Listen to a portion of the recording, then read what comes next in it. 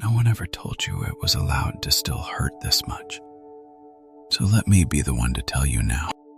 You can take your time. There is no clock running on your sorrow tonight, and there is no one waiting for you to be finished. I know the world has been quietly asking you to move on. I know you have felt the pressure to seem all right by now, but you do not have to be over it to be here. You do not have to be healed to be welcome. You only have to be willing to sit still for a little while and let someone speak gently over the place that still aches. So set down the act just for these few minutes. You do not have to look strong here. Take one slow breath with me and let your shoulders come down from where the grief has been holding them. Before we go any further, hear this plainly, because honesty matters more than comfort that isn't true. What you are about to receive is an encouragement drawn from the Bible, a reflection offered in faith over the grief you are carrying. It is not a private revelation. It is not a prediction, and it is not a promise that your loss will be undone or that your sorrow will end on any particular day. It is simply the timeless comfort of Scripture, read slowly over you today, exactly where you are. And there is one short line I want to build everything on tonight, because the whole world seems to have forgotten it. It comes from the Gospel of Matthew, chapter 5, verse 4. Listen to the words slowly and let them land. Blessed are they that mourn, for they shall be comforted. Read it again in your heart and notice what it does not say. It does not say, blessed are they who got over it quickly. It does not say, blessed are they who hid it well. It says, blessed are they that mourn, the ones still mourning, the ones grieving right now. There is a blessing spoken over your sorrow, not over the day your sorrow finally ends.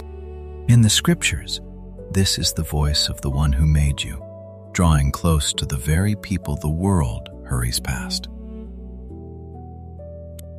And tonight, that ancient nearness is being spoken over you in your grief, just as you are. So let these words come to you the way the Scriptures speak them, as if the Father himself were sitting beside you, unhurried, and saying, my child, you are allowed to grieve. You are allowed to still feel this, long after others assumed you would be fine. You are allowed to cry on an ordinary afternoon, when nothing in particular happened, except that you remembered.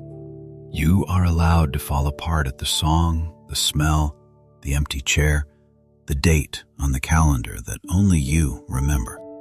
None of that is weakness of faith. None of that is failure. Love does not keep a schedule, and grief is only love with nowhere left to go. I know they told you it would pass.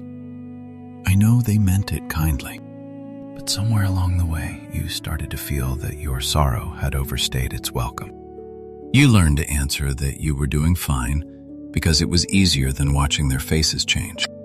You learned to grieve quietly, in the car, in the shower, in the dark, when no one would have to be uncomfortable. And slowly you began to believe that something was wrong with you for still hurting this long. So hear me clearly tonight. There is nothing wrong with you. You are not broken because you still ache. You are not stuck because you still miss them. You are a person who loved deeply, and deep love does not leave on a timeline. The world is in a hurry, my child, but heaven is not. The world wants the grieving to recover quickly, to return to normal, to stop reminding everyone that things can be lost. But the Scriptures show a God who does not rush the brokenhearted, who sits in the ashes with them, who counts their tears and does not look away. You were never asked to perform your recovery for anyone. You do not owe the world a tidy story of healing. You do not owe anyone a brave face by a certain date. If today all you can do is breathe and miss them, then that is enough for today. The scriptures say it gently in the book of Psalms, that the Lord is near to the ones who are brokenhearted, and that he saves those who are crushed in spirit. Hear who he is near to, not the ones who have moved on, the ones with the broken heart right now. Your sorrow did not push him away. Your sorrow is the very thing that drew him close. He is nearest to you, not on the day you feel better, but on the day you can barely lift your head. So if you are listening tonight with a grief that no one else can see, this is for you. If you smiled at work today and ached the whole way home, this is for you. If it has been weeks and you are tired of people expecting you to be back to normal, this is for you. If it has been months and you wonder why it still hits you in waves, this is for you. If it has been years and a single memory can still take your breath away, this especially is for you. You do not have to explain yourself here. You do not have to justify how long it has taken. You do not have to dress up your grief to make it acceptable to anyone. Come as you are, with the sorrow exactly as heavy as it is. You have heard the voices, haven't you? The kind, impatient voices and the cruel ones inside. They tell you it has been long enough. They tell you other people have lost more and carried it better. They tell you that you should be stronger by now, that your tears are a burden, that your sadness makes the room heavy. And in the quiet, you begin to scold yourself for grieving at all. My child, hear me. That pressure does not come from heaven. The one who made you does not stand over you with a stopwatch, tapping his foot, waiting for you to be done. He is not embarrassed by your tears. The scriptures say he keeps them, that he gathers them up like something precious. What the world calls weakness, he calls the honest weight of a heart that loved. I want to give you permission tonight that no one else has given you. You are allowed to not be over it. You are allowed to still cry. This week, this month, this year, and the years that follow. You are allowed to grieve in your own way, on your own clock, at your own pace. You are allowed to laugh again too, without it meaning you have forgotten. And you are allowed to fall back into sorrow the very next hour, without it meaning you have come undone. Grief is not a straight line, and you were never failing just because yours wanders. I know there are days you feel you are doing better, and then a wave knocks you flat. You think you have lost the progress you made. You think you are back at the beginning, but the waves coming back is not you going backward. It is only love rising again, the way the tide returns. You can be healing and hurting at the very same time. Both can be true. Both are allowed. The scriptures never promise the grieving a quick end to their tears. They promise them his presence in the middle of them. And his presence does not require you to be finished first. Now I know you may not feel comforted yet, even as you hear these words. Comfort comes slowly to a heart that has been bruised this deeply. And that is all right. The blessing over the mourning does not wait for your sorrow to lift before it becomes true. You are held in your grief tonight, whether or not the holding can be felt. And these words were written down long before you were born so they could find you on a night just like this one. I want to say something tender about the one you lost, or the thing you lost, that the world keeps asking you to stop mentioning. You are allowed to say their name. You are allowed to tell the stories. You are allowed to keep loving someone who is no longer here to love you back. Remembering is not living in the past. Remembering is how love stays faithful when everything else has changed. The scriptures are full of people who mourned openly, who wept aloud, who tore their robes and were not ashamed. Grief that is honored is not weakness. It is the truest evidence that something mattered. And let me speak gently to the guilt that so often rides along beside grief. The things you wish you had said, the visit you meant to make, the last conversation you would give anything to have again. You replay it, looking for the place where you could have done better, and the ache of it presses down on the sorrow until you can hardly breathe. Hear me carefully. You did the best you knew how with what you had in the moment you were in. You are not required to carry guilt on top of grief. That is a weight that was never yours to lift. The scriptures say His mercies are new every morning, and that mercy is wide enough to cover the things you could not change. So lay the guilt down, even if you have to lay it down again tomorrow and the day after that. I want you to think back, gently, on the days you were sure you would not survive this. The first morning you woke and remembered all over again. The nights, the silence in the house was almost too loud to bear. And yet, here you are, still breathing, still here, having carried something you never thought you could carry. Do you know how you made it through those days? Not because you were strong enough on your own. Not because you grieved correctly or quickly or quietly enough. The scriptures would say you were held, even on the days you felt completely alone in it. You were carried through the part you cannot even remember clearly now, because you were too deep in the sorrow to notice the hands beneath you.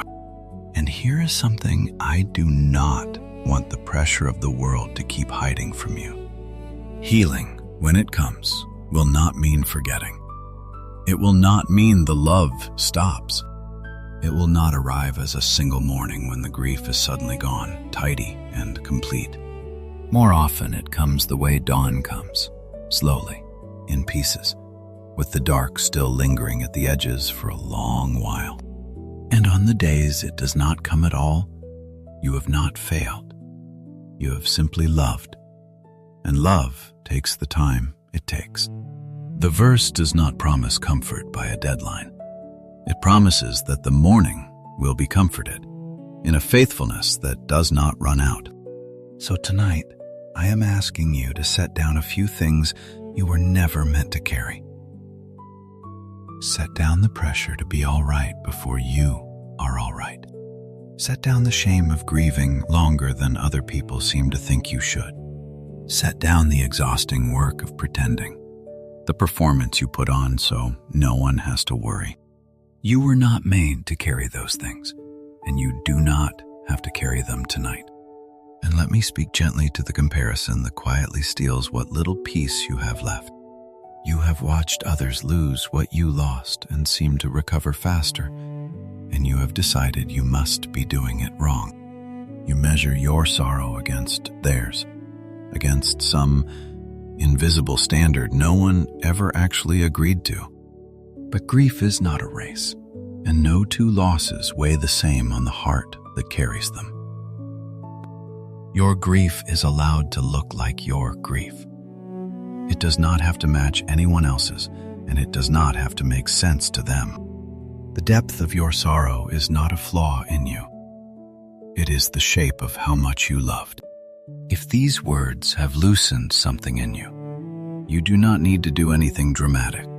You do not owe anyone a comment to make this real.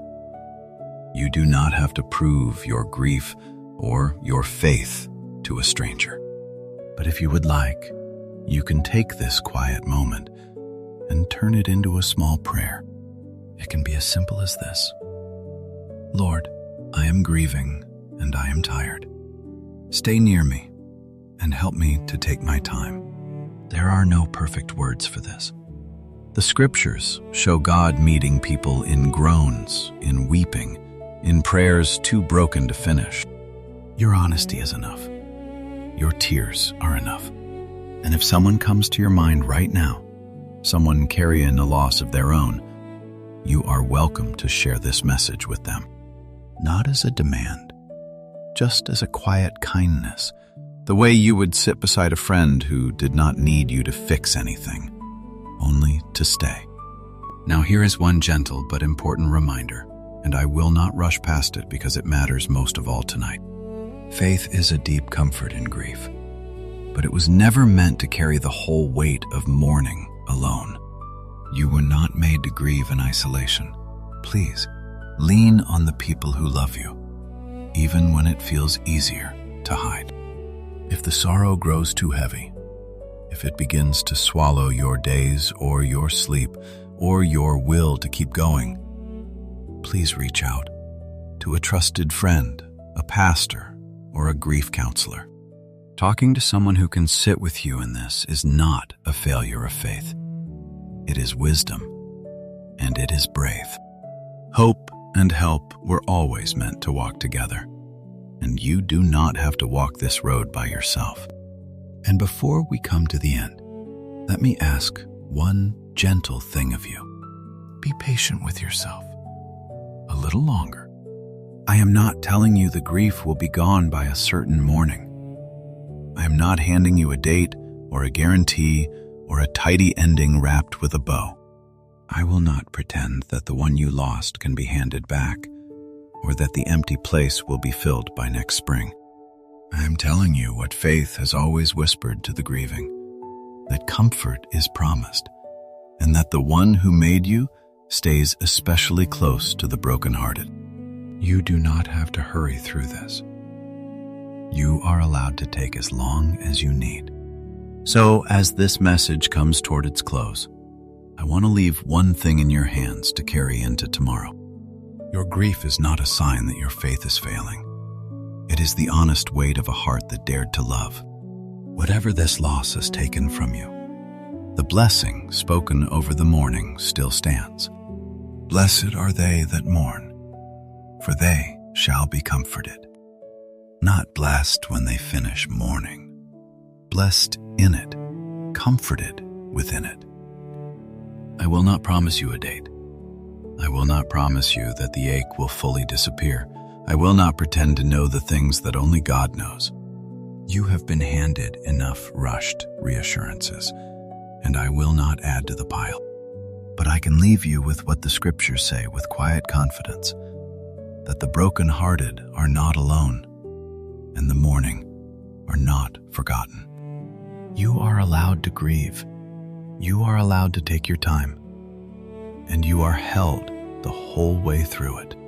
So lift your head tonight, not because the sorrow is over, but because you were never, not for one moment, meant to carry it alone. Take one more slow breath now, as gently as you can, and let this be the truth you rest on tonight.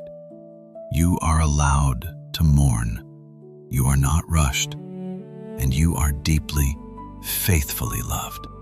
If words of comfort like these bring you a little peace, you are always welcome to stay close to this quiet corner of the internet, where we simply sit with the scriptures together. And wherever tomorrow finds you, however heavy the missing still feels, may you carry it knowing that the one who made you stays near to the brokenhearted. Peace be with you, my friend. Take your time. Rest now.